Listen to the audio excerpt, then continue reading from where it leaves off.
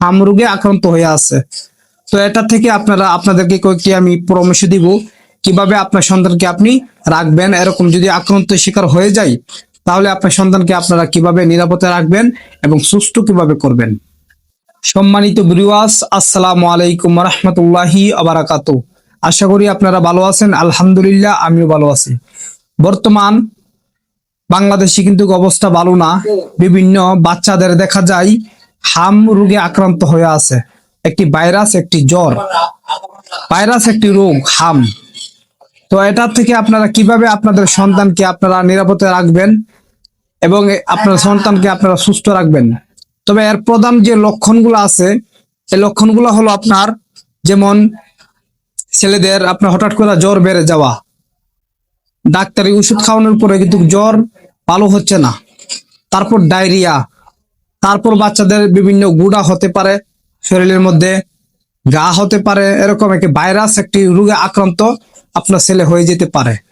বর্তমানে অনেক শিশু বাচ্চাদের কিন্তু এরকম হাম রোগে আক্রান্ত হয়ে আছে। তো এটা থেকে আপনাদেরকে কয়েকটি আমি পরামর্শ দিব কিভাবে আপনার সন্তানকে আপনি রাখবেন। এরকম যদি আক্রান্ত শিকার হয়ে যায় তাহলে আপনার সন্তানকে আপনারা কিভাবে নিরাপদে রাখবেন এবং সুস্থ কিভাবে করবেন। কোনো ওষুধ খাওয়াতে হবে না।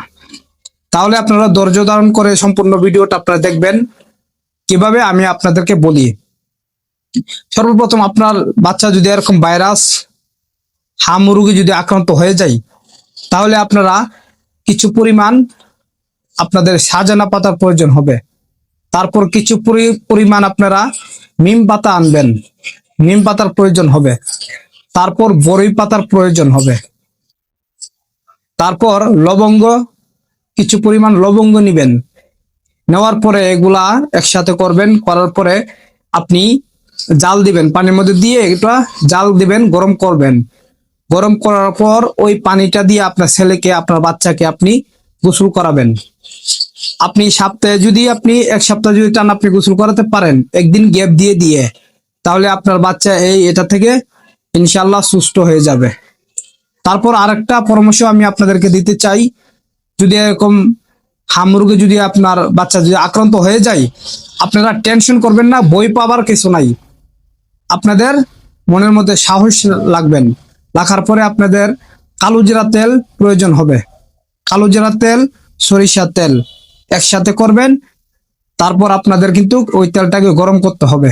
তারপর আপনার বাচ্চার শরীরের মধ্যে ওই তেলটা লাগাতে হবে। শরীরের মধ্যে আপনি এটা ব্যবহার করবেন। যদি এই তেলটা ব্যবহার করতে পারেন ইনশাল্লাহ আপনার বাচ্চা কিন্তু সুস্থ হয়ে যেতে বাধ্য, ইনশাল্লাহ তাড়াতাড়ি হয়ে যাবে। তারপরে যদি আপনার বাচ্চা যদি সুস্থ না হয় তাহলে কিন্তু ভালো কোনো একটা ডাক্তারের পরামর্শ নিয়ে আপনারা কিন্তু তাড়াতাড়ি আপনারা হাসপাতালে যেতে হবে। হসপিটালে গিয়ে আপনারা আপনাদের কথাটা আপনারা শেয়ার করবেন, ভালো ডাক্তার দেখাবেন।